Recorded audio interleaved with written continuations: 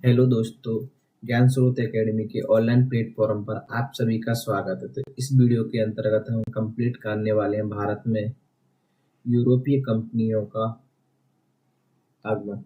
अगर आपको ये वीडियो अच्छी लगती है तो आप हमारे चैनल को सब्सक्राइब कीजिए, लाइक करें और अपने दोस्तों तक ये वीडियो जरूर शेयर करें। चलिए स्टार्ट करते हैं। भारत में यूरोपीय कंपनियों का आगमन क्यों हुआ था, इसके पीछे क्या कारण रहा होगा। 15वीं शताब्दी में नवीन समुद्र मार्गों की खोज के कारण यूरोपीय देशों ने भारत जैसे एशियाई देशों से सीधे व्यापार करना शुरू किया। क्या इससे पहले जो यूरोपीय देश थे वो भारत के साथ व्यापार नहीं करते थे? अगर इससे पहले भारत के साथ व्यापार नहीं करते तो उनको कैसे पता है कि भारत एक देश है जहाँ पर व्यापार के लिए अनुकूल परिस्थितियां हैं? तो 14वीं-15वीं शताब्दी से पहले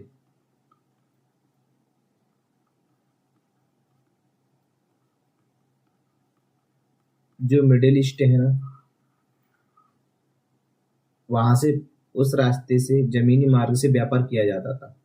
लेकिन 14वीं शताब्दी में वहां पर एक राजा का शासक प्रारंभ हुआ था, तो उसने जो व्यापारियों पर था ना उतना कर लगा दिया था कि उनको व्यापारियों को मुनाफा न के बराबर मिलता था, तो मुनाफा बहुत कम मिलता था, तो इनसे उनको नुकसान हो रहा था। और समुद्री मार्गों को उनको पता नहीं था। उसी समय यूरोप में पुनर्जागरण हुआ।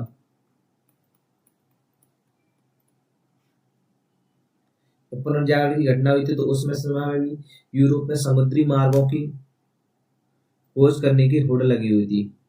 तो इसी तरह यूरोपीय देशों ने भारत के समुद्री मार्ग को खोजने का प्रयास किया और भारत का समुद्री मार्ग खोजने के लिए, क्योंकि भारत से व्यापार करना चाहते थे और अन्य एशियाई देशों के साथ भी व्यापार करना चाहते थे। अगर जमीनी रास्ता बंद कर दिया है तो समुद्र के रास्ते से आप जाकर व्यापार कर सकते हैं। इनके पीछे क्या उद्देश्य था? उनका मुनाफा कमाना। जब वहां पर ज्यादा कर लगा दिया गया तो मुनाफा नहीं मिल रहा था, तो उन्होंने नए समुद्री मार्ग की खोज की थी। पूर्व देशों के साथ मसाले का व्यापार करना, क्योंकि सबसे ज्यादा पूर्व देशों से क्या ले आते थे वो लोग? मसाला, कच्चा माल, और इधर के बाजार पर कब्जा करना, क्योंकि यहाँ पर व्यापार न के बराबर होता था। तो यूरोपीय लोग भी आते थे तो यहाँ व्यापार पर कब्जा करना भी चाहते थे। इसके पीछे कौन कौन से देश थे प्रमुख देश? पुर्तगाल, हॉलैंड, डच, इंग्लैंड, फ्रांस। पुर्तगाल, हॉलैंड, इंग्लैंड और फ्रांस आदि देश थे इसके पीछे। आदि देश थे ना जो नए समुद्री मार्गों की खोज कर रहे थे और भारत के साथ व्यापार करना चाह रहे थे, भारत के साथ साथ अन्य एशियाई देशों के साथ भी। चलो देखते हैं। अब भारत में यूरोपीय कंपनियों का आगमन हुआ तो सबसे पहले कौन सी कंपनी भारत में आई थी? तो सबसे पहले पुर्तगाली भारत में आए थे, उसके बाद डच, अंग्रेज, डेनिश और फ्रांसीसी। कई एग्जामों में कई बार ये क्वेश्चन पूछा गया है, इनका क्रम, कि पहले भारत में कौन आया था, उसके बाद कौन आया था। तो आप लोगों को ध्यान रखना है कि सबसे पहले पुर्तगाली, डच, अंग्रेज, डेनिश, फ्रांसीसी। कई लोगों को लगता है कि पुर्तगालियों के बाद अंग्रेज आए थे, नहीं, डच पहले आए थे। तो पुर्तगाली, डच, अंग्रेज, डेनिश, फ्रांसीसी, इसी क्रम में हम पढ़ेंगे और आप लोगों को भी यही क्रम ध्यान रखना है। तो सबसे पहले हम देखते हैं पुर्तगालियों के बारे में। उनकी कंपनी का नाम क्या था? इस्तादो द इंडिया। किसने बनाई थी? अलेक्जेंडर के द्वारा पूरी समुद्र व्यापार हेतु आज्ञा पत्र दे दिया था अलेक्जेंडर के द्वारा इनको। कौन आया था भारत में? तो आपने पता हो, वास्को डे गामा। कब आया था? 1498 में। इसने ही सबसे पहले पुर्तगाली व्यक्ति था जिसने भारत के समुद्री व्यापार मार्ग की खोज की थी। अब ऐसा नहीं कि सीधे आ गया होता, इससे पहले व्यापारी आया था, उन्होंने जो दक्षिण अफ्रीका के नीचे केप ऑफ गुड होप है वहां तक की खोज कर ली थी। तो पुर्तगाल से अफ्रीका तक का मार्ग तो पता चल गया था, अब अफ्रीका से आगे कैसे जाना वो मार्ग पता नहीं था। तो जो वास्को ड गामा है ना, केप गुड होप का चक्कर काटते हुए एक गुजराती व्यापारी था, अब्दुल मजीद, गुजराती व्यापारी का नाम क्या था, अब्दुल मजीद, की सहायता से भारत के कालीकट बंदरगाह पहुंच गया था। जो वास्को ड गामा था ना, वो एक भारतीय की सहायता से ही, भारत जिसको भारत के समुद्री मार्ग पता था, जो व्यापारी है ना उसको भारत से और अफ्रीका तक के पोर्ट तक का मार्ग पता था, तो इसकी सहायता से ही जो वास्को ड गामा था ना वो भारत पहुंचा था। भारत में कहाँ पर पहुंचा था, कालीकट बंदरगाह पर पहुंचा था। उस समय कालीकट बंदरगाह का राजा कौन था, मतलब कालीकट का राजा कौन था, जयमोरिन ने उसका स्वागत किया था। तो आपको इसमें से कौन कौन से पॉइंट ध्यान रखने हैं, पहला इनकी कंपनी का नाम ध्यान रखना है, इस्ताद उद इंडिया। दूसरा किसने स्थापना, मतलब किसने आज्ञा दी थी, राजा कौन था उसमें, अलेक्जेंडर का ध्यान रखना है। प्रथम व्यक्ति कौन आया था ये ध्यान रखना है, तो वास्को ड गामा आया था। भारतीय व्यापारी का नाम भी कौन ध्यान रखना, क्या था, अब्दुल मजीद। भारत में कहाँ पर आया था, कालीकट बंदरगाह पर। उस समय वहां का राजा कौन था, जमोरन। तो आपको ये जो पॉइंट मैंने बोले कि ना वो आपको ये पॉइंट सभी ध्यान रखने हैं। तो इन पे नंबर डाल देते हैं कि आपको कौन कौन से ध्यान रखने। पहला पॉइंट, दूसरा पॉइंट,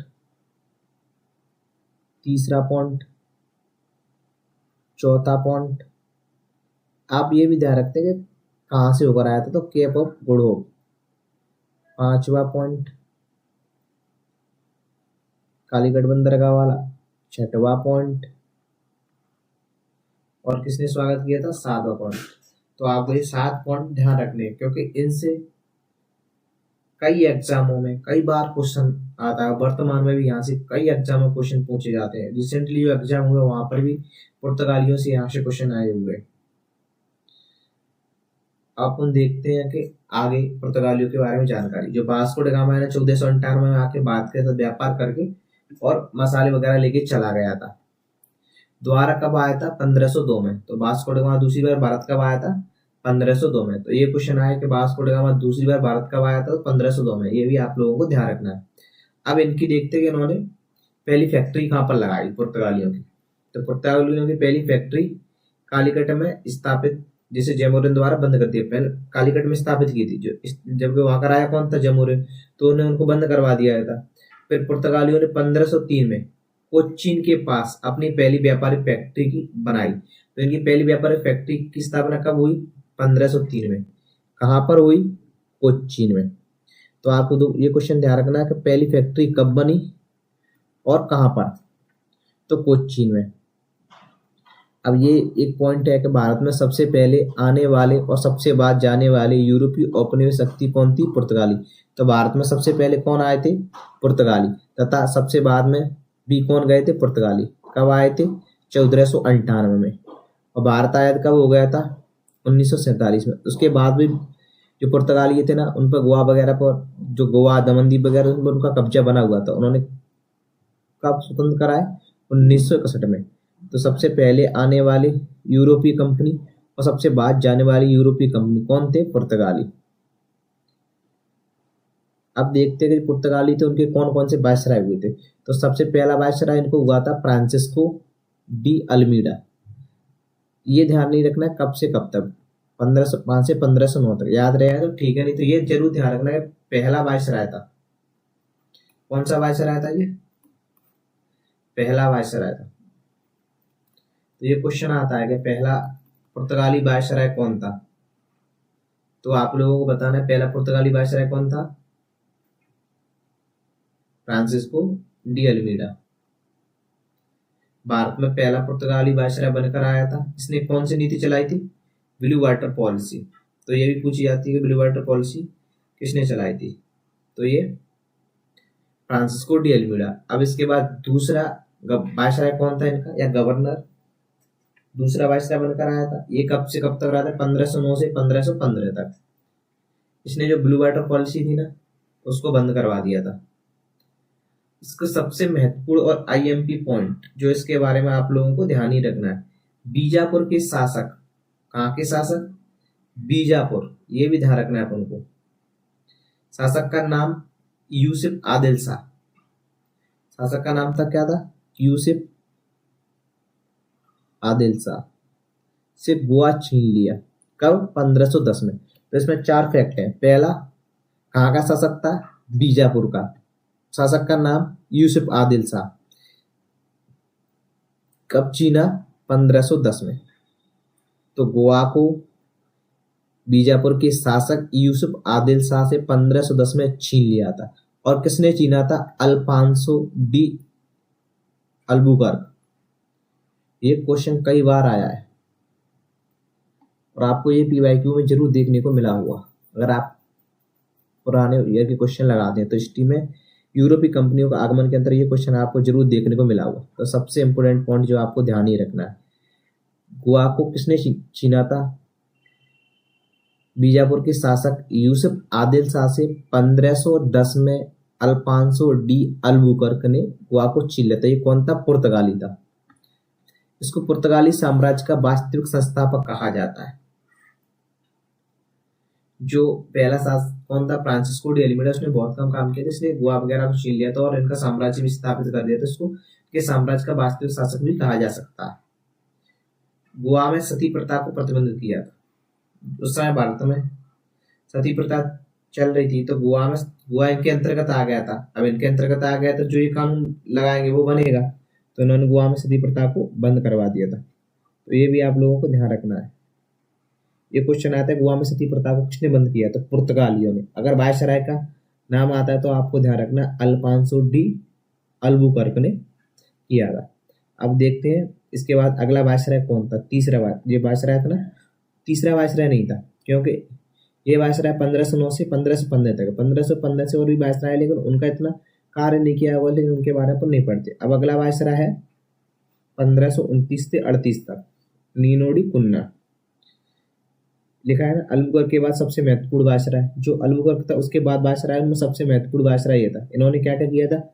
1503 में कोचीन की जगह गोवा को पुर्तगालियों की राजधानी बनाया था। तो उन्होंने पहली व्यापारिक कोठी की स्थापना कहाँ पर की थी? कोचीन में। कब? 1503 में। तो जो नीनोडी कुन्ना था ना, इसने कोचीन की जगह गोवा को पुर्तगालियों की राजधानी बनाया था। गोवा को किसने छीना था? अल्फांसो डी अल्बुकर्क ने। किससे छीना था? बीजापुर के शासक यूसुफ आदिल शाह से। कब? 1510 में। अब अगला पॉइंट इनके बारे में क्या महत्वपूर्ण है? गुजरात के शासक बहादुर शाह से मुलाकात के दौरान उनकी जहाज पर हत्या कर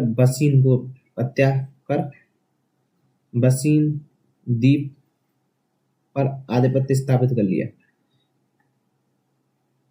उसने गुजरात के साथ बीजापुर के शासक यूसुफ आदिल शाह को रहा था। इसने गुजरात के शासक को मिलने बुलाया होगा जहाज पर मीटिंग करी थी। उसी दौरान उनकी वहां पर हत्या कर दी गई थी और उसका कब्जे में जो बसीन द्वीप था ना, उस पर कब्जा कर लिया था। तो इसके बारे में सबसे महत्वपूर्ण है कि किसने कोचीन की जगह गोवा को राजधानी बनाया? तो नीनोडी कुन्ना ने। और ये क्वेश्चन भी आ सकता है कि बसीन द्वीप पर किसने कब्जा किया था? तो ये बता सकते हैं नीनोडी कुन्ना ने। पुर्तगालियों ने हिंद महासागर में होने वाले व्यापार पर एकाधिकार कर लिया था। कार्टिस अरमेड़ा पद्धति लागू की, जो एक प्रकार का लाइसेंस था। अगर आपको पानी में होकर व्यापार करना है तो आपको लाइसेंस देना होगा। जैसे वर्तमान में जैसे टोल टैक्स वगैरह होते हैं, अगर आप इस रोड से जाते हो तो आपको टोल टैक्स देना पड़ता है। उसी तरह अगर आप इस समुद्री रास्तों को यूज करते हो तो उस समय पुर्तगालियों का हिंद महासागर होने वाले व्यापार अपना एकाधिकार जमा लिया। अगर कोई यूरोपीय कंपनी भारत के साथ व्यापार करना चाहती है तो उनको जो कार्टेज पद्धति है ना, वो एक प्रकार का लाइसेंस था। आपके पास ये लाइसेंस होना चाहिए, नहीं तो आपको ये लाइसेंस देना होगा और इसके बदले में वो जितना पैसा मांगे उतना आपको देना होगा। इसको बोलते हैं कार्टेज आर्मेडा पद्धति, एक प्रकार का लाइसेंस समझिए। अब देखते हैं पुर्तगालियों के आगमन से भारत में क्या क्या आया। तो पुर्तगालियों के आगमन से भारत में तंबाकू, लाल मिर्च की खेती, जहाज निर्माण, इन पुर्तगालियों के आगमन के बाद ही भारत में शुरू हुआ था। प्रिंटिंग प्रेस सबसे महत्वपूर्ण। भारत में प्रिंटिंग प्रेस कब शुरू हुई थी? पुर्तगालियों ने शुरू की थी। और गौतिक कला। तो आप लोगों को ध्यान रखना है कि पुर्तगालियों के भारत में क्या क्या लागू हो गया था? तंबाकू, जहाज निर्माण, प्रिंटिंग प्रेस और गौतिक कला। ये आप लोगों को ध्यान रखना है कि पुर्तगालियों के आगमन से भारत में किसकी शुरुआत हुई। 1632 में शाहजहां ने पुर्तगालियों को हुगली से भगाया था। 1632 में शाहजहां ने, तो ये भी पूछते हैं कि शाहजहां ने पुर्तगालियों को कहाँ से भगाया था? हुगली से भगाया था। 1600 में पुर्तगाली राजकुमारी कैथरीन का विवाह ब्रिटिश राजकुमार चार्ल्स द्वितीय से हुआ था। ये क्वेश्चन जब अपन इंग्लैंड के बारे में पढ़ेंगे उस समय ज्यादा चर्चा में रहेगा। चार्ल्स द्वितीय को भारत में बम्बई क्षेत्र दहेज में प्राप्त हुआ था। तो जो पुर्तगालियों के अंतर्गत बम्बई क्षेत्र था ना, वो उन्होंने ब्रिटिश के राजकुमार चार्ल्स द्वितीय से उनकी राजकुमारी कैथरीन का विवाह हुआ था। तो जो मुंबई है ना, वो दहेज में दिया था। तो पुर्तगालियों ने ब्रिटिशों को भारत में स्थित मुंबई क्षेत्र दहेज में दिया था। ठीक है। और राजा ने क्या किया था, जो चार्ल्स द्वितीय राजा ने ना, उसको बम्बई को 10 पाउंड वार्षिक किराए पर ब्रिटिश कंपनी को दे दिया।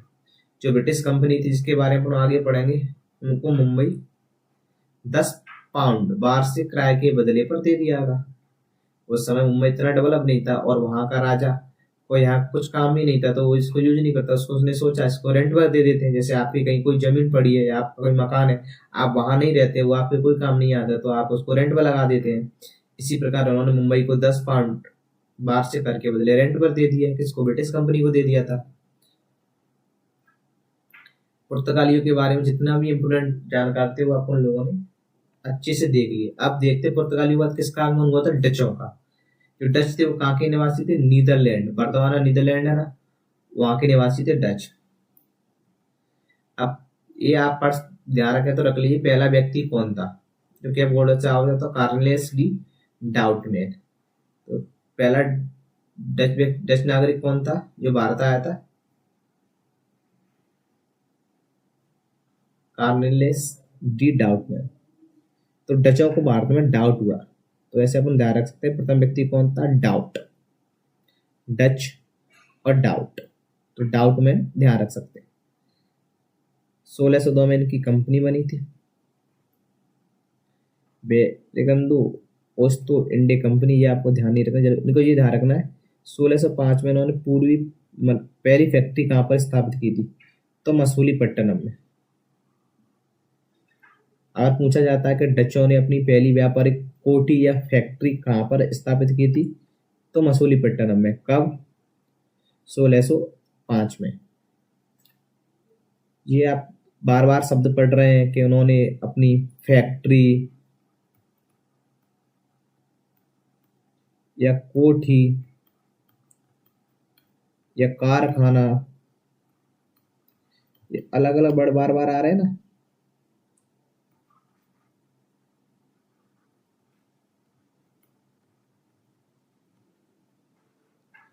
कई बार मैं आपको बोलता हूँ पहली व्यापारिक फैक्ट्री, व्यापारिक कोठी, कारखाना, तो इसका मतलब ये नहीं है कि इन्होंने भारत में बहुत बड़ा कारखाना बना दिया हो या बहुत बड़ी फैक्ट्री। एक जगह पर थी जहाँ पर ये लोग पूरे इंडिया से, मतलब भारत से व्यापार करते, जहाँ जहाँ से व्यापार करते वहां से व्यापार करने के बाद वहां पर इकट्ठा करते थे, फिर वहां से समुद्री मार्ग के द्वारा अपने देश ले जाया करते थे।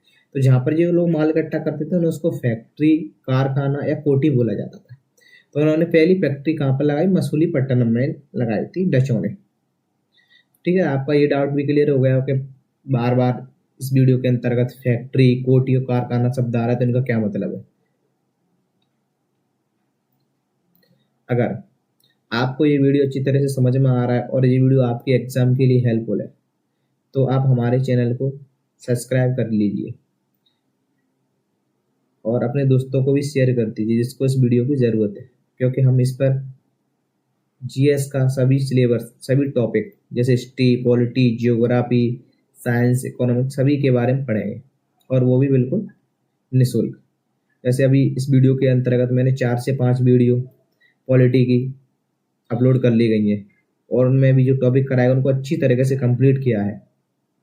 साथ में मैंने PYQ भी करा है, जिनसे आप लोगों को एक अनुमान लग जाता है कि जो एग्जाम में किस प्रकार इस टॉपिक से क्वेश्चन आते हैं। तो चलिए अब वापस से अपने टॉपिक पर आते हैं।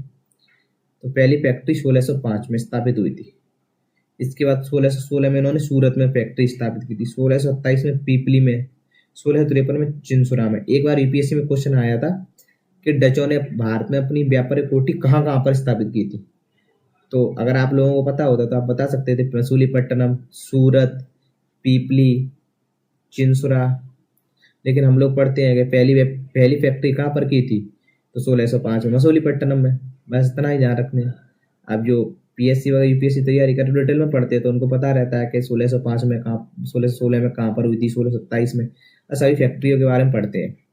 जबकि आप वनडे एग्जाम, एसएससी वगैरह का एग्जाम की तैयारी करते हो तो वहाँ से सीधा ही क्वेश्चन आता है कि पहली व्यापारिक फैक्ट्री या कोठी कहाँ पर बनी थी, तो मसूलीपट्टनम में आप लोगों को ध्यान रखना है। डच द्वारा भारत से नीला सोरा, सूती वस्त्र का निर्यात किया जाता था। डच भारत से किसका व्यापार करते थे, नीला सोरा और सूती वस्त्र, इन दो चीजों का व्यापार करते थे। अब अगला पॉइंट है इनके बारे में। त्रावणकोर के राजा मार्तंड वर्मा ने 1641 में कोलाचिल के युद्ध में डचों को पराजित करके केरल से उनकी राजनीतिक सत्ता समाप्त कर दी थी। एक युद्ध हुआ छोटा मोटा, उसके बारे में जानकारी बताई गई है। तो उस समय त्रावणकोर का राजा कौन था, राजा मार्तंड वर्मा। बस ये ध्यान रखना है कि केरल में डचों को किसने पराजित किया था, तो त्रावणकोर के राजा मार्तंड वर्मा ने पराजित किया था।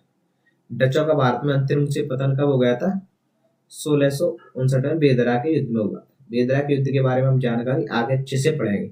अभी आप लोगों को ध्यान रखना है कि भारत में डचों का अंतिम रूप से पतन कब हुआ था, 1759। कौन सा युद्ध, बेदरा का युद्ध। ये सबसे ज्यादा पूछा जाता है बेदरा का युद्ध कब हुआ था, तो आपको ध्यान रखना है 1759 में हुआ था।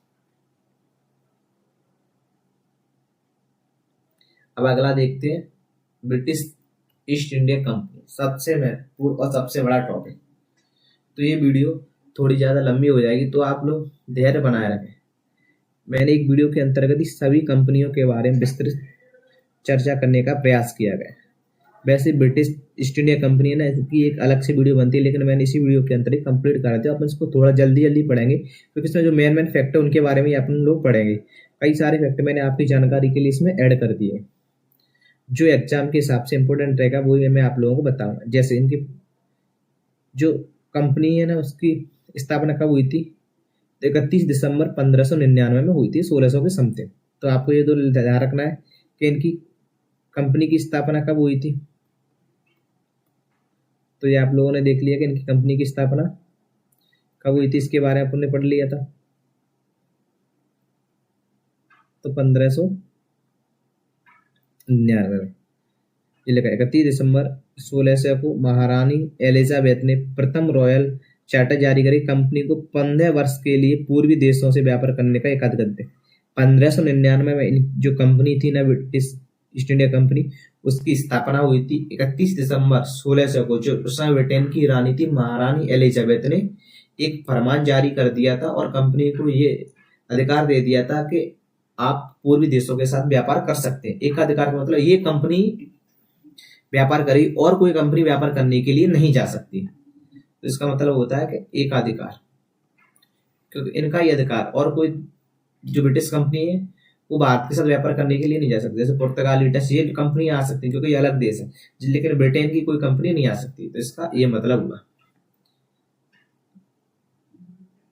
जो 1609 में जब जेम्स प्रथम राजा हुआ थे ब्रिटेन के, उन्होंने जो फरमान दिया था ना रानी ने, उसको अनिश्चित काल के लिए व्यापारिक अधिकार प्रदान कर दिया।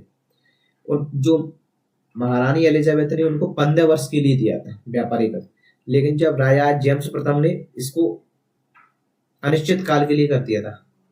मतलब कोई समय सीमा नहीं रही, आपको कभी भी समाप्त हो सकता है। जब तक आपको ना बोले आप पूर्वी देशों के साथ एक व्यापार कर सकते हैं और आपका व्यापार में एक अधिकार रहेगा और कोई कंपनी भारत के साथ व्यापार करने के लिए नहीं आ सकती। अब 1608 में कैप्टन हॉकिंस, ये नाम आप लोगों को ध्यान रखना है, मुगल दरबार में पहुंचने वाला प्रथम अंग्रेज था। प्रथम अंग्रेज कौन था, कैप्टन हॉकिंस। जिस समय मुगल दरबार में पहुंचा था उस समय मुगल राजा कौन था, जहांगीर के समय पहुंचा था। तो आपको ये ध्यान रखना है कि पहला अंग्रेज कब आया था, 1608 में। कौन आया था, कैप्टन हॉकिंस। उस समय भारत में किसका शासन था या राज था, तो जहांगीर का। हॉकिंस हेक्टर नामक ब्रिटिश व्यापारिक जहाज का कप्तान भी था। तो यही पूछा जाता है ब्रिटिश जहाज कौन सा आया था, तो हेक्टर। इसका कप्तान कौन था? हॉकिंस। भारत आने वाला पहला अंग्रेजी जहाज का नाम क्या है? Red dragon. पहला अंग्रेजी जहाज क्या है? Red dragon. और जिससे कैप्टन हॉकिंस आया था उसका नाम क्या है? हेक्टर। तो आप लोगों को ध्यान रखना, ऐसा नहीं आप लोगों को पता हेक्टर आया था तो पहला नहीं। भारत आने वाला पहला अंग्रेजी जहाज रेड ड्रैगन था, और जो प्रथम अंग्रेज था वो कौन था? Captain Hawkins. देखते हैं अपन आगे। सर्वप्रथम अंग्रेजों ने 1611 में दक्षिण पूर्वी तट पर मसूलीपट्टनम में व्यापारिक कोठी की स्थापना की थी। तो अंग्रेजों ने अपनी पहली व्यापारिक कोठी कब बनाई थी? 1611 में। कहां पर? मसूलीपट्टनम में। लेकिन ये इनकी व्यापारिक कोठी इतना स्थायी नहीं थी, अस्थायी व्यापारिक कोठी थी। जबकि इन्होंने 1613 में अंग्रेजों ने कारखाना स्थापित कहां पर किया था? अपना सूरत में। अनुमति किसने दी थी? जहांगीर ने। तो इन्होंने स्थायी फैक्ट्री की स्थापना कब की थी? 1613 में। कहां पर की थी? सूरत में।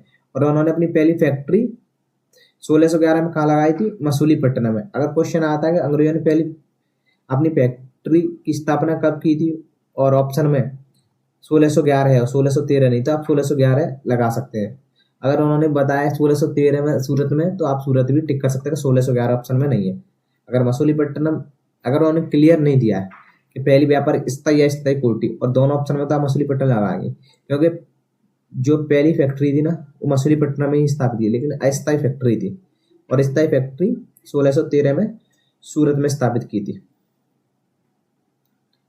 इसके बारे में इंपोर्टेंट जानकारी देख लेते हैं। पूर्वी तट पर प्रथम कारखाना मसूलीपट्टनम, तब पश्चिमी तट पर सूरत। तो कई बार ये क्वेश्चन आता है अंग्रेजों का पहला कारखाना फैक्ट्री पश्चिमी तट पर कौन सी थी? सूरत, और पूर्वी तट पर मसूलीपट्टनम। तो ये लोग आपको ध्यान रखना है कि पूर्वी तट पर कौन सा कारखाना था और पश्चिमी तट पर कौन सा कारखाना था। पूर्वी तट पर हम लोगों ने पढ़ा कि कौन सा कारखाना था? मसूलीपट्टनम। और पश्चिमी तट पर सूरत। अब देखते हैं 1615 में सर टॉमस रो, जो जेम्स प्रथम का राजदूत था, जहांगीर के दरबार में पहुंचा, तब मुगल साम्राज्य के सभी भागों पर व्यापार करने को कारखाना स्थापित करने का अधिकार पत्र प्राप्त किया था। 1615 में अंग्रेज राजा जेम्स प्रथम का एक राजदूत जहांगीर के दरबार में आता है, क्योंकि उस समय भारत में किसका शासन था? जहांगीर का। तो ब्रिटिश राजा ने अपना दूत भेजा था भारत के लिए, जिसका नाम क्या था? Sir Thomas Roe. तो उसने जहांगीर से जहां जहां पर मुगल शासक का राज था, मतलब जहां जहां पर जहांगीर का शासन था, वहां पर व्यापारिक फैक्ट्री स्थापित करने तथा व्यापार करने की अनुमति प्राप्त कर ली थी। तो किसने प्राप्त करी थी? सर टॉमस रो ने।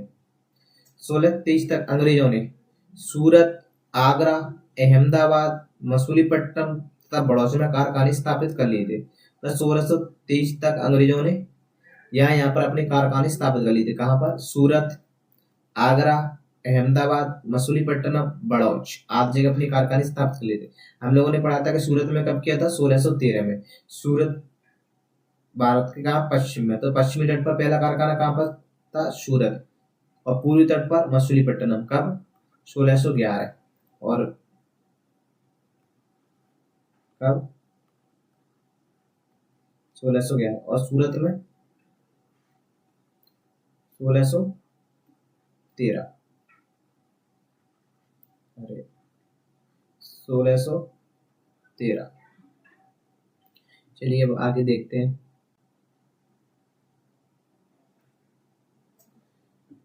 पूर्वी भारत में अंग्रेजों द्वारा स्थापित प्रथम कारखाना उड़ीसा, पूर्वी तट मसूलीपट्टनम। आप लोगों ने पहले ही पढ़ चुका है। 1632 में गोलकुंडा के सुल्तान ने अंग्रेजों की सुनहरा फरमान, मतलब 500 पैगोड़ा बार से कर गोलकुंडा राज्य में स्वतंत्रता पूर्व व्यापार करने की अनुमति दे दी थी।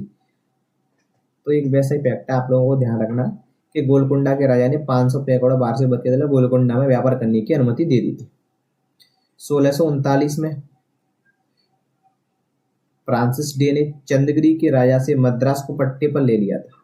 जो फ्रांसिस डे व्यक्ति था उसने चंद्रगिरी के राजा से मद्रास को पट्टे पर ले लिया था। जहां पर उन्होंने फोर्ट सेंट जॉर्ज एक के लिए बंद कोठी का निर्माण करवाया, के लिए बंद कोठी का निर्माण करवाया था। कब? 1639 में। किसने लिया था? फ्रांसिस डे ने। तो ये कई बार क्वेश्चन आता है कि फोर्ट सेंट जॉर्ज कहां पर है, तो मद्रास में। अगला पॉइंट देखते हैं। 1668 में चार्ल्स सूती ने मुंबई को 10 पॉइंट वार्षिक किराए पर ईस्ट इंडिया कंपनी को दे दिया था। अभी अपन लोगों ने पहले पढ़ा था वीडियो में कि पुर्तगाली राजकुमारी कैथरीन का विवाह ब्रिटिश राजकुमार चार्ल्स द्वितीय के साथ हुआ था। तो उन्होंने मुंबई को दहेज में क्या दिया था? मुंबई दहेज में दे दिया था। और इन्होंने 10 करोड़ वार्षिक पर ब्रिटिश ईस्ट इंडिया कंपनी को किराए पर दे दिया था उस राजा ने। अब अगला फैक्ट है 1687 में जब ब्रिटिश ईस्ट इंडिया कंपनी को मुंबई प्राप्त हो गया था तो उन्होंने पश्चिमी तट का मुख्यालय सूरत से हटाकर कहां पर स्थापित कर दिया था? मुंबई में। जैसे पुर्तगालियों ने गोवा से कोच्चि से हटाकर कहां पर स्थापित किया था? गोवा में। उसी तरह अंग्रेजों ने पश्चिमी तट पर उनका मुख्यालय पहले कहां पर था? सूरत में। उसको हटाकर कहां पर कर दिया? मुंबई में। अब मुंबई शहर की स्थापना किसने की थी? ये क्वेश्चन आता है गेराल्ड ओंगियर ने। ऐसा नहीं है कि मुंबई इसने बताया, मुंबई पहले से था, पर लेकिन इस व्यक्ति ने वहां पर ज्यादा कार्य किया था, तो बोला जाता है कि शहर की स्थापना इसने की थी। जैसे कोई शहर है तो उसको बसाने में किसका है? वर्तमान में आपके आसपास कोई गांव, अगर उसको कोई शहर बनाता है तो उसका नाम ले लेते कि इन्होंने इनमें यहाँ तक कोई बड़ी बड़ी फैक्ट्री वगैरह लगाना, वहां पर व्यापार के लिए अनुकूल परिस्थितियां, रोजगार के लिए डेवलप करना। तो शहर की स्थापना, इसलिए बम्बई शहर की स्थापना किसने की थी? गोराल्ड ओंगियर को बोला जाता है। एक फैक्ट है जो कई बार कई एग्जामों में पूछ लिया जाता है। अब अपन आगे देखते हैं। 1686 में अंग्रेजों ने हुगली को लूट लिया। परिणाम स्वरूप उनका मुगल सेनाओं से संघर्ष हुआ था, जिसके बाद कंपनी को सूरत,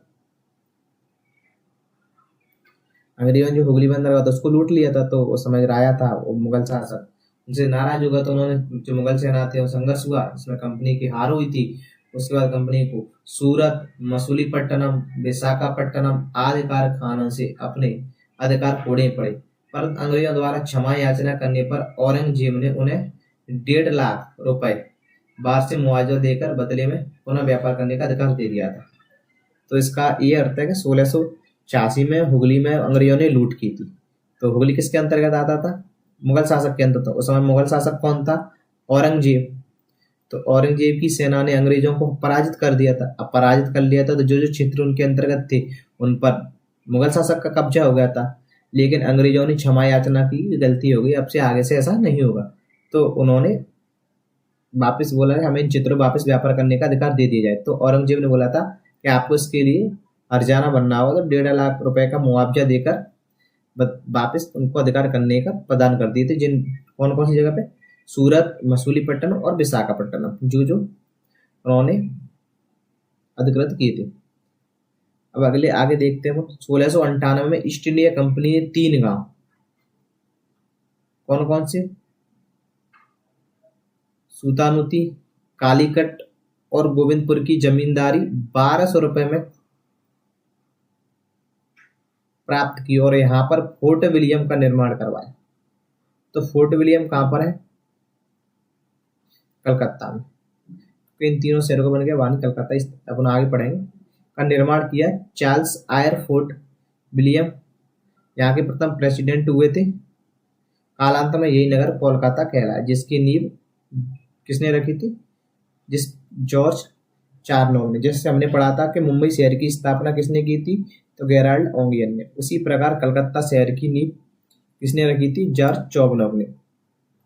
और जो फोर्ट विलियम है वो कहाँ पर है? कलकत्ता में। और फोर्ट सेंट जॉर्ज है वो कहाँ पर है? मद्रास में। तो ये दो फैक्टों के बारे में कई बार कंफ्यूजन होता है कि फोर्ट विलियम कहाँ पर है और फोर्ट सेंट जॉर्ज कहाँ पर है। तो जो फोर्ट विलियम है वो कलकत्ता में है, फोर्ट सेंट जॉर्ज है वो मद्रास में है। और कलकत्ता शहर की स्थापना किसने की थी? तो जॉर्ज चारनोक ने। ये क्वेश्चन भी एग्जाम में आया हुआ है। अब अपना आगे देखते हैं। 1717 में मुगल सम्राट फर्रुखियर एलआई कंपनी के डॉक्टर विलियम हैमिल्टन द्वारा किए जाने पर फर्रुखियर ने एक शाही फरमान द्वारा एक निश्चित वार्षिक कर 3000 रुपए का चुकाकर निःशुल्क व्यापार करने तथा बम्बई में कंपनी को संपूर्ण सिक्के डालने के सिक्कों को संपूर्ण मुगल साम्राज्य में चलाने की आज्ञा दे दी।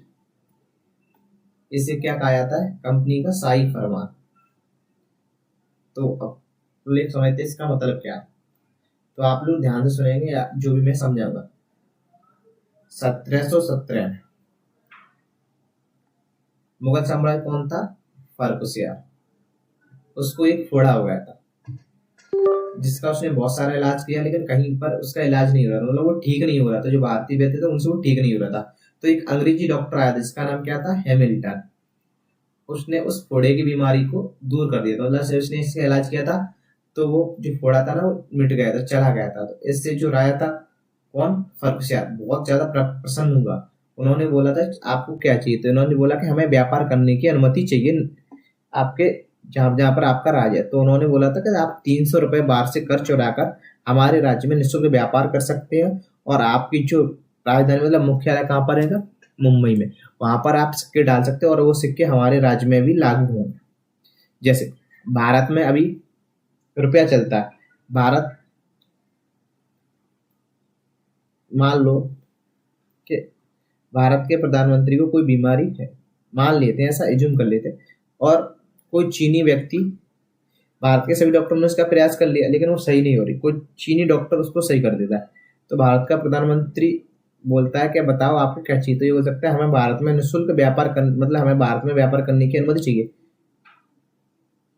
और हमारे जो सिक्के मतलब जो जो करेंसी है वो भी भारत में चलनी चाहिए। तो मोदी जी बोल देते हैं कि आप हमें 3000 रुपए वार्षिक कर के बदले आप भारत में निःशुल्क व्यापार कर सकते हैं, और आपकी जो करेंसी है वो भी भारत में चल सकती है, मतलब आप अपनी करेंसी से भारत में सामान खरीद सकते हैं। तो इस पैराग्राफ का ये मतलब हुआ। अब उन समझते हैं। तो जो जिसमें उन्होंने लिखी थी तो क्या बोलते हैं? शाही फरमान। ऐसा नहीं मुंह से बोल दिया हो, हम मुंह से बोल देते तो कोई समझेंगे नहीं कि राजा ने ये निर्णय दिया था। तो उस समय जो राजा के निर्णय थे ना वो लेके जाते थे, और तो उस समय जो लिखा गया तो क्या बोलते हैं? शाही फरमान, जो उस डॉक्टर को दिया गया कि जाओ आपको ये अधिकार दे दिया जाता है। अब इसको कंपनी को क्या बोलता है? मैग्ना कार्टा बोला जाता है। मैग्ना कार्टा क्या होता है? महाअधिकार पत्र। इसमें कंपनी को बहुत सारे अधिकार दे दिए गए थे। अब किसी राज्य में आप 3000 रुपए वार्षिक कर और अपने सिक्के चला सकते हैं। इससे ज्यादा अधिकार क्या चाहिए? तो ब्रिटिश ईस्ट इंडिया कंपनी जी जहां जहां पर फर्रुखियर का साम्राज्य था वहां पर 300 रुपए देती थी साल का, और अपने सिक्के भी वहां पर चलाती थी। मतलब अपने सिक्के जो वो लोग मुंबई में डालते थे, वहाँ जो सिक्के मुंबई में डालते थे उनको उनके द्वारा व्यापार करते थे, और वो सिक्के मुगल शासन में मान्य होते थे। इसलिए जो शाही फरमान था इसको बोला जाता है मैग्ना कार्टा, मतलब महाअधिकार पत्र। जब एक साथ कई सारे अधिकार दे दिए जाते हैं तो उनको बोला जाता है मैग्ना कार्टा। जैसे भारतीय संविधान में मूल अधिकार को भारतीय संविधान का मैग्ना कार्टा कहा जाता है, क्योंकि मूल अधिकार का तो बहुत सारे अधिकार दे दिए गए। तो आपको ये पूरा पैराग्राफ अच्छी तरह से समझ में आ गया होगा। अगर आपका कोई डाउट बचता है तो आप कमेंट बॉक्स में पूछ सकते हैं, मैं उसका जवाब आप लोगों को वहीं पर बता दूंगा। अगर कोई टर्म जो शब्द मैंने यूज किए हैं और जहाँ पर जो भी शब्द लिखे हैं वो आपको समझ में ना आए तो आप वहाँ पर उसका पूछ सकते हैं, मैं उसका जवाब आप लोगों को वहीं बता दिया करूँगा। या अगली जो भी वीडियो होगी अगर वहाँ समझ में नहीं आया तो आप लोग को अगली वीडियो के अंदर बता दूंगा। अब देखते हैं डेनिसों का आगमन। तो सबसे पहले हमने देखे थे, सबसे पहले कौन आए थे? पुर्तगाली। सबसे पहले कौन आए थे? पुर्तगाली, ठीक है। उसके बाद कौन आए थे? डच। उसके बाद कौन आए थे? अंग्रेज। अब आए डेनिस। तो फर्स्ट, सेकंड, थर्ड और फोर्थ। अब डेनिसों के बारे में देखते हैं। ये कब आए भारत में? 1616 में भारत आए। इन्होंने 1620 में त्रावणकोर तथा 1670 में सेरामपुर में अपनी फैक्ट्री स्थापित की थी। तो ये भारत कब आए थे? 1616 में इन्हें पहली व्यापारिक फैक्ट्री कहाँ पर स्थापित की थी? त्रावणकोर में। कब की थी? 1620 में। तो आपको ये 3 पॉइंट ध्यान रखने। पहला, कब आए। दूसरा, फैक्ट्री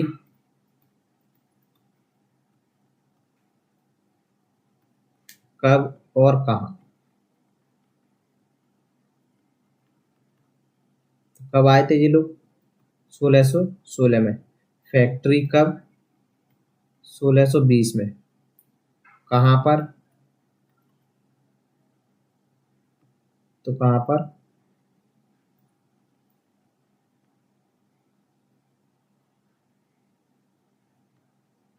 त्रावणकोर में।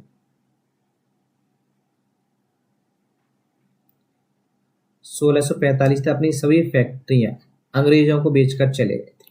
तो ये इनका कुछ ज्यादा योगदान, क्योंकि उन्होंने भारत में 1616 में तो आए थे, फैक्ट्री वगैरह इनके भारत के साथ ज्यादा व्यापारिक संबंध नहीं थे। तो उन्होंने जो भी अपनी फैक्ट्री या जो भी अपना गोदाम वगैरह बनाए होंगे वो सभी अंग्रेजों को बेचकर ये लोग चले गए थे, और जिससे ब्रिटिश कंपनी की स्थिति मजबूत करने में असफल रही। ये कंपनी थी ना जो डेनिश, वो भारत में अपनी स्थिति मजबूत करने में असफल रही थी। उन्होंने भारत में व्यापार करने के लिए अपने जो कदम थे वो अच्छी तरह से नहीं रखे थे। मतलब जो अंग्रेजों के सामने, जैसे अंग्रेज भारत में टिक गए थे तो वो सफल रहे थे, उसी तरह ये डेनिश थे वो उन्हें टिक पाए थे, तो ये सफल रहे थे। अब अगला देखते हैं और आखिरी, फ्रांसीसी। तो हमने सबसे पहले क्या देखा था? पुर्तगाली, फिर डच, फिर अंग्रेज, फिर डेनिश। अब देखते हैं फ्रांसीसी। तो फ्रांसीसी कौन से? 5वें नंबर। कब आए थे? तो इनकी सबसे पहले देखते कंपनी की स्थापना कब हुई थी। तो 1664 में। किसने की थी? लुईस 14वें ने। अब इस राजा तो करेगा नहीं, तो उसका एक मंत्री था क्वाल्टर के प्रयास से फ्रेंच ईस्ट इंडिया कंपनी की स्थापना हुई। तो कब हुई थी? 1664 में। उस समय राजा कौन था इनका? लुईस 14वें की मंत्री ने की थी। तो आप लोगों को 3 पॉइंट ध्यान रखने थे। कब की थी, उस समय राजा कौन था वहां का फ्रांस का, और राजा किसने की थी। तो 3 पॉइंट आप लोगों को ध्यान रखने हैं। अब देखते 1668 में प्रथम व्यापारिक कोठी सूरत में स्थापित। किसके द्वारा? फ्रैंको कैरो के द्वारा। तो ये आप लोगों को ये ध्यान रखना कि फ्रांसीसियों की पहली व्यापारिक फैक्ट्री कहां पर स्थापित हुई थी? सूरत में। कब? 1668 में। दूसरी व्यापारिक फैक्ट्री 1669 में। कहां पर? मसूलीपट्टनम में। तो पहली सबसे ज्यादा पूछी जाती है, तो पहली व्यापारिक कोठी कहां पर स्थापित की थी? सूरत में, 1668 में। अब एक चौथा पॉइंट देखते हैं। 1673-74 में कंपनी के निर्देशक फ्रैंको मार्टिन ने बलकोंडापुरम के सूबेदार कौन था? शेर खान लोधी से पुदुचेरी नाम एक गांव प्राप्त किया था। तो हमने से पहले देखा था कि अंग्रेजों ने वो मद्रास को पट्टे पर लिया था। फिर उसके बाद अपन ने देखा 3 गांव लिए थे जिससे कलकत्ता शहर की स्थापना हुई थी। उसी तरह फ्रांसीसियों ने भी शेर खान लोधी से पुदुचेरी गांव प्राप्त किया था, जिसे कालांतर में किसके नाम से जाना जाता है? पांडिचेरी के नाम से जाना जाता है। पांडिचेरी में इन्होंने फोर्ट लुई नामक किला बनाया था। तो आप लोगों से अगर क्वेश्चन आता है कि पुदुचेरी को किसने रेंट लिया था, तो फ्रांसीसियों ने। और अगर पूछा जाता है फोर्ट लुई का किला कहाँ पर है, तो पुदुचेरी वर्तमान इसको किस नाम से बोला जाता है? कालांतर में वर्तमान में पांडिचेरी के नाम से जाना था। तो आपको ये पॉइंट ध्यान रखना है। तो इसके अंदर सबसे पहला ध्यान रखना है कि इनकी कंपनी की स्थापना कब हुई थी, किसने की थी, पहली व्यापारिक फैक्ट्री कहाँ पर लगाई थी इन लोगों ने। अगर आप ध्यान रख सकते हैं, दूसरी व्यापार कोठी भी स्थापित रख सकते हैं। कम से ये तो आप लोगों को पता ही होनी चाहिए कि मसूलीपट्टनम में भी पुर्तगालियों की व्यापारिक फैक्ट्री थी। और फोर्ट लुई कहाँ पर है? पुदुचेरी में। पुदुचेरी को उनको रेंट पर लिया था। अब देखते हैं आगे।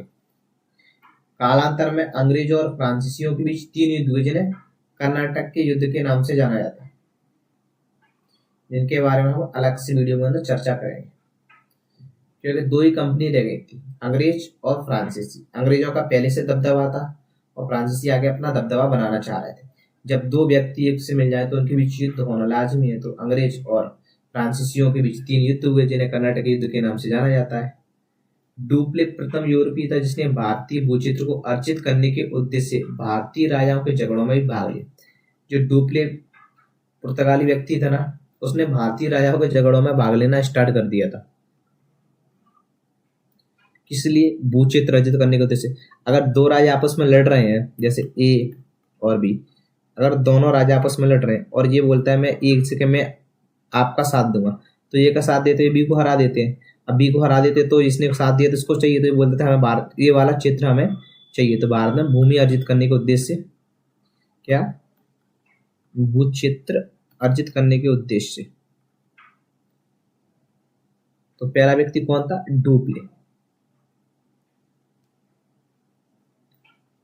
तो इस तरह हमने पांचों कंपनियों को देख लिया है। एक बार इनका नाम पढ़ लेते हैं। पहले कौन आए थे, सबसे पहले पुर्तगाली आए थे। उसके बाद दूसरे नंबर पर कौन आए थे, डच। तीसरे नंबर पर अंग्रेज। 4 नंबर पर डेनिस।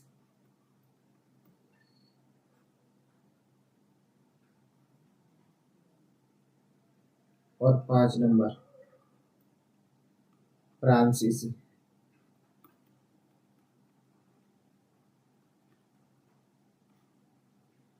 अब चलो इनके बारे में 50 क्वेश्चन जो अलग अलग एग्जाम में आ गए वो देख लेते हैं कि इस टॉपिक के एग्जाम में किस प्रकार क्वेश्चन आते हैं। तो चलिए अपन जल्दी जल्दी देख लेते हैं। सबसे पहले अपन पहला क्वेश्चन देखते हैं, भारत में आने वाली यूरोपीय कंपनी कौन सी थी।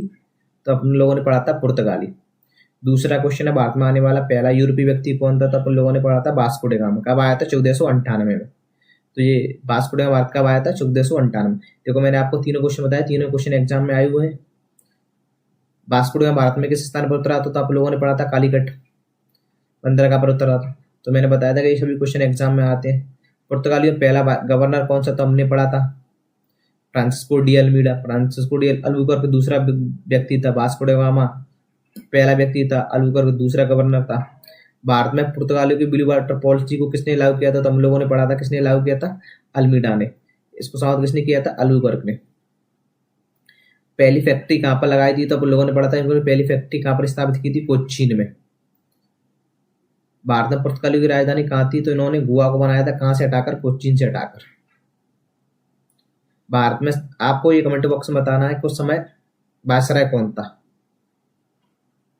भारत में सबसे पहले चापामन कारखाना किसने लगाया था, तो पुर्तगाली आया। तो पुर्तगालियों ने लगाया होगा, तो इसका सही आंसर है पुर्तगाली। गोवा को पुर्तगालियों ने किससे छीना था, तो बीजापुर के शासक क्या नाम था उसका, यूसुफ आदिल शाह। भारत में डचों ने अपनी पहली व्यापार फैक्ट्री कहाँ पर स्थापित की, तो अब सभी लोगों ने पढ़ा था मसूलीपट्टनम। ये मछलीपट्टनम लिखा है उसको आप पढ़ लें मसूलीपट्टनम में, टाइपिंग एरर हो गई थोड़ी।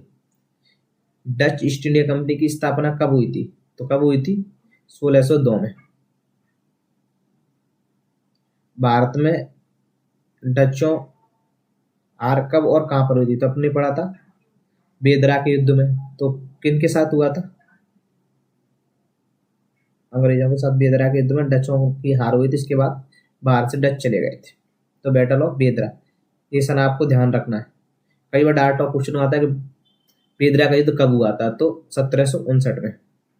अब अगला क्वेश्चन देखते हैं, ईस्ट इंडिया कंपनी की स्थापना कब हुई थी, तो 1600 में। भारत में पहली फैक्ट्री उन्होंने कहाँ लगाई थी, तो सूरत में। अगर मछलीपट्टनम ऑप्शन में नहीं है तो सूरत लगाएंगे अपन लोग। जहांगीर ने अंग्रेजों को व्यापार अनुमति किसके प्रयासों से दी थी, तो सर थॉमस रो के प्रयासों से अंग्रेजों को पूरे मुगल शासक क्षेत्र में व्यापार करने की अनुमति दे दी थी। भारत में अंग्रेजों ने पहला कारखाना कब स्थापित किया था, तो 1611 में। ये इसका आंसर गलत है। 1611 में कहां पर, मसूलीपट्टनम में, मसूलीपट्टनम। स्थायी कारखाना 1613 में सूरत में।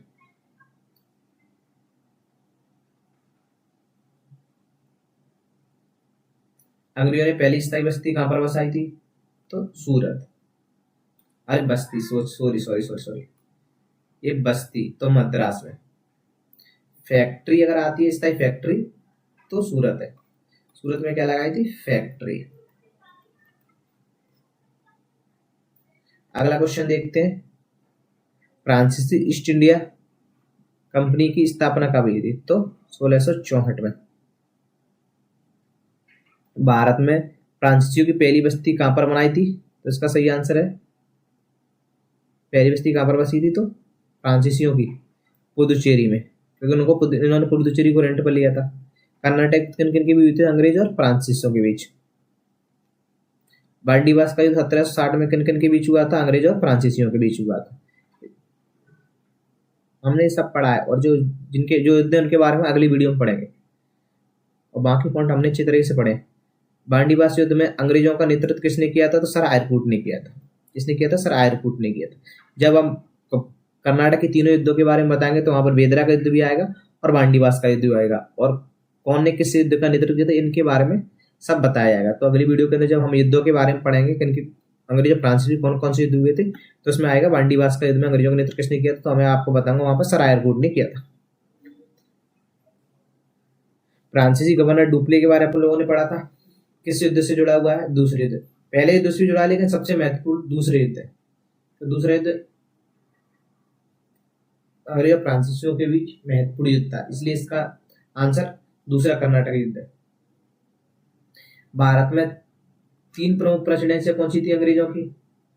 मद्रास, बॉम्बे और कलकत्ता। अंग्रेजों ने बम्बई किससे प्राप्त किया था?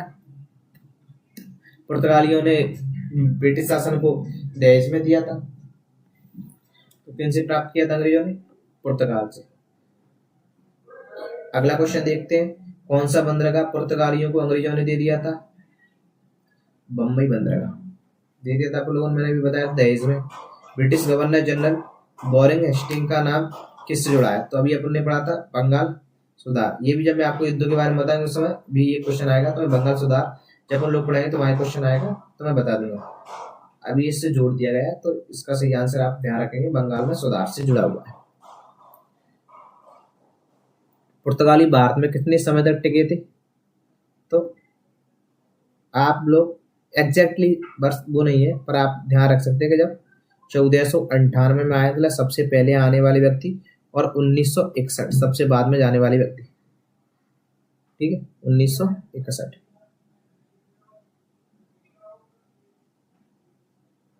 अगला क्वेश्चन देखते हैं, भारत में फ्रांसीसियों के प्रमुख केंद्र कौन सा था? तो फ्रांसीसियों का पुदुचेरी।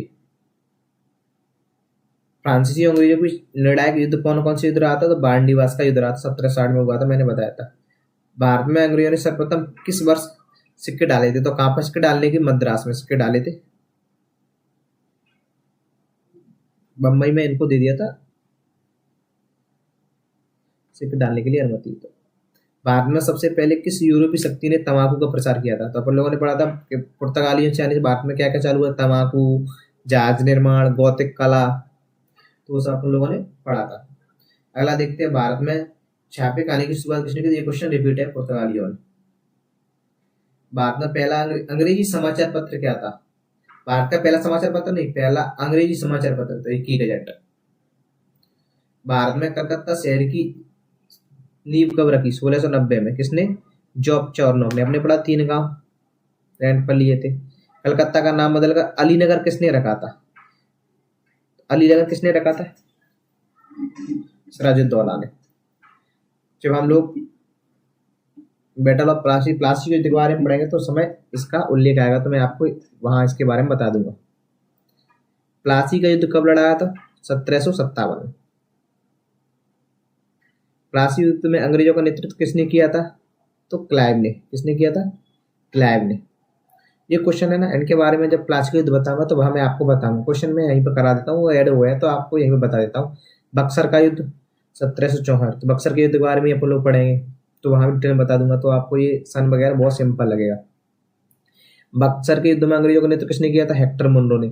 जब हम लोग बक्सर के युद्ध, प्लासी और बक्सर के युद्ध, कर्नाटक के युद्ध के बारे में, ये सभी युद्ध है ना, उनको मैं एक साथ पढ़ाऊंगा, जिससे आप लोगों को सही तरीके से ध्यान आए। अगर मैं साथ साथ में पढ़ा देता तो बीच में सही तरीके से याद नहीं होता। तो जब आपको मैं पढ़ाऊंगा कर्नाटक के युद्ध किन किन के बीच हुए थे, बक्सर का युद्ध, प्लासी का युद्ध, तो सभी युद्ध जितने भी हुए थे उनको एक साथ अपन लोग पढ़ लें तो आप लोगों को अच्छी तरह से ध्यान रहेगा।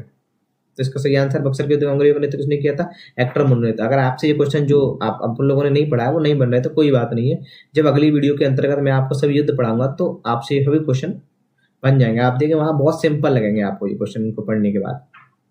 बक्सर के युद्ध में अंग्रेजों को कौन सा भारतीय शासक नहीं जुड़ा हुआ है, तो जो सिराजुद्दौला था कौन से युद्ध से जुड़ा हुआ है, ये प्लासी के युद्ध से। ठीक है। भारत में पहला डच कारखाना तो अपन लोगों ने पढ़ा था कहाँ पर, डच 1605 कहाँ पर, मसूलीपट्टनम में। ये मछलीपट्टनम में गया बार बार मसूलीपट्टनम को, तो सब मछलीपट्टनम में बोला था, मसूलीपट्टनम इसका नाम है। तो जो नीचे के 10-12 क्वेश्चन है वो अगले टॉपिक के ऐड हुए हैं, तो आप जब मैं अगला टॉपिक बताऊंगा तो आप लोगों को वहां अच्छी तरह से बता दूंगा। जैसे डचों का भारत में मुख्यालय कहाँ पर था, तो पुलिकट में। फ्रांसीसी गवर्नर लाड़ी किस युद्ध से जुड़ा हुआ है, तो अपन लोगों ने पढ़ा था कि अंग्रेजों और उनके बीच कौन कौन से युद्ध हुए थे, बांडीवास, वो 3 कर्नाटक युद्ध हुए थे, उनमें से बांडीवास का युद्ध कब हुआ था, 1760 में। तो इसके बारे में भी अपन जब मैं आपको युद्ध पढ़ाऊंगा तो वहां पर पढ़ाऊंगा तो आपको अच्छी तरह से बता दूंगा कि जो फ्रांसीसी गवर्नर लाड़ी है ना, लॉर्ड लाली किस युद्ध से जुड़ा हुआ है, तो वहां पर अच्छे से पढ़ लें। भारत में फ्रांसीसी प्रभुत्व कब समाप्त हो गया, तो बांडीवास के युद्ध के बाद। बांडीवास को तो भारत और फ्रांसीसी युद्ध बहुत महत्वपूर्ण युद्ध है, इसके बारे में आपको कंप्लीट जानकारी में बताऊंगा, तो वहां पर आप लोगों को ध्यान रखें। भारत में अंग्रेजों की पहली टेक्सटाइल कारखाना कहाँ पर लगाया था, टेक्सटाइल कारखाना इन्होंने कहाँ पर लगाया था, नहीं सॉरी टेक्सटाइल कारखाना है हुगली में, भारत में। अब आपको ये बताना है कि हुगली को जब मुगल शासक ने आक्रमण किया था तो उस समय भारत में किस मुगल शासक का शासन था, जो मैंने आपको पहले वीडियो में बता दिया। अगर आपने अच्छी तरीके से पढ़ा है तो आपको ध्यान रहा होगा। भारत में पहला अंग्रेजी स्कूल कहाँ खोला गया था, मद्रास। SCHL में वैसे क्वेश्चन बहुत कम देखने को मिलते हैं और इनके बारे में पढ़ने से हर फैक्ट 1-2 क्वेश्चन अलग से आ सकते हैं। बाकी मैंने आपको पूरी जानकारी बता दी। ये शायद फैक्ट रह गया है। तो भारत में पहला अंग्रेजी स्कूल कहाँ खोला गया था, मद्रास। अब अपना देखते हैं 2 क्वेश्चन और बचे, 50 क्वेश्चन। भारत में अंग्रेजों का अंतिम गवर्नर जनरल कौन था, तो लॉर्ड कैनिंग। लॉर्ड कैनिंग कौन था अंतिम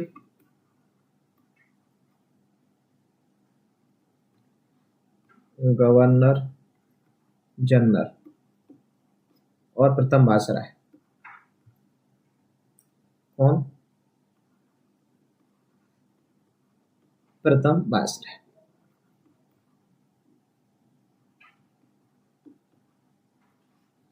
तो ये अंतिम गवर्नर जनरल और प्रथम वायसराय था। 1857 क्रांति के बारे में आप लोगों को पता होगा। तो 1857 क्रांति समय कौन था, लॉर्ड कैनिंग ही भारत का गवर्नर जनरल था। तो 1857 के बाद जो ब्रिटिश शासन था वो ब्रिटिश कंपनी से कहाँ पर चला गया था, ब्रिटिश ताज के अंतर्गत चला गया था। तो उस समय जो गवर्नर जनरल को क्या बोला जाता था, वायसराय, इसलिए अंतिम गवर्नर जनरल प्रथम वायसराय था। भारत में अंग्रेजों का पहला गवर्नर जनरल कौन था, वो अंतिम गवर्नर जनरल था। तो पहला गवर्नर जनरल कौन था, विलियम बेंटिक।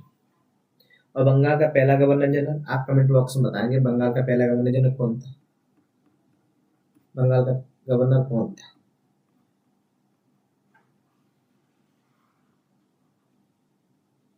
ठीक है, गवर्नर और प्रथम गवर्नर जनरल।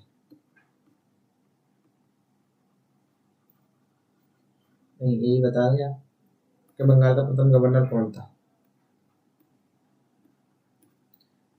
तो इसका आंसर आप लोगों ने देख लिया। इस तरह हमारा जो भारत में यूरोपीय कंपनियों का आगमन वाला टॉपिक है वो मैंने आपको अच्छी तरह से पढ़ा दिया। जो 10-12 क्वेश्चन जो अलग से अगले टॉपिक के ऐड हो गए थे उनके बारे में अगली वीडियो में आपको बता दूंगा। अगर आपको ये वीडियो हेल्पफुल लगती है और जो मैंने टॉपिक पढ़ाया वो आपको अच्छी तरह से समझ में आते हैं तो आप हमारे चैनल को सब्सक्राइब जरूर करें और अपने दोस्तों के साथ जरूर शेयर करें, जिनसे उनको भी ये टॉपिक कंप्लीट करने में हेल्प रहेगी। क्योंकि यूट्यूब पे इतनी अच्छी तरह से और इतने आराम से पूरी वीडियो शायद ही किसी टीचर ने समझाई होगी, अगर किसी ने समझाई है तो शायद मैंने देखी नहीं होगी, लेकिन मैंने अपनी तरफ से जितनी कोशिश थी, जितने फैक्ट देना चाहता था वो सभी फैक्ट मैंने आप लोगों को दिए और अच्छी तरह से इस वीडियो के अंदर कंप्लीट। अगर आपका कोई डाउट बच जाता है या आपका कोई क्वेश्चन जो इस टॉपिक से आया हुआ है, ये 2-4 फैक्ट ही बचे होंगे, बाकी मैंने सभी फैक्ट अच्छी तरह से कंप्लीट करा दिए। सामान्यतः जो क्वेश्चन आते हैं किसी भी एग्जाम में वो मैंने आपको करा दिए, तो जितने भी क्वेश्चन आते हैं वो सभी आपके इस टॉपिक से अच्छी तरह से कवर हो जाएंगे। तो चलिए मिलते हैं अगली वीडियो में। आप कमेंट बॉक्स में बता सकते हैं कि अगली वीडियो हम किस टॉपिक पर बनाएं। जैसे मैंने अभी पॉलिटी की 4 वीडियो अपलोड कर ली, तो आप वो चारों वीडियो को देखिए और अगला टॉपिक ही हम 1-2 दिन में अपलोड कर लेंगे। चलिए मिलते हैं अगली वीडियो के अंतर्गत। धन्यवाद।